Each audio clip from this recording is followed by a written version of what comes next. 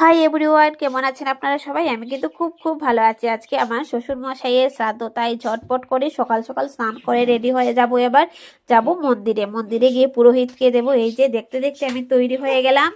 আমরা সবাই কিন্তু স্নান করে ফ্রেশ হয়ে নিয়েছি। এদিকে আমার বর বাবু এই যে সবাই বসে আছে, বসে বসে অপেক্ষা করছে আমার জন্য। এদিকে আমার পুচকি। তো চলেন যাই, যাব গিয়ে পুরোহিত মশাইয়ের জন্য কিছু কেনাকাটা করতে হবে, বাজার করব।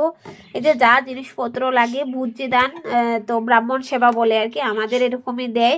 আর বাড়িতে থাকলে তো আমরা যেহেতু বাড়িতে থাকি না, আর তার জন্য ব্রাহ্মণকে এভাবেই সেবা দেওয়া হচ্ছে, নয়তো বাড়িতে পুরোহিত ডেকে আমাদের পুজো করতে হয়। তো আপনাদের এরকম নিয়ম আছে কিনা জানাবেন। আমাদের কিন্তু প্রতি বছর একটা তিথি থাকে, সেই তিথিতেই আমাদের সেই পুজোটা করতে হয় আমার শ্বশুর মশাইয়ের নামে।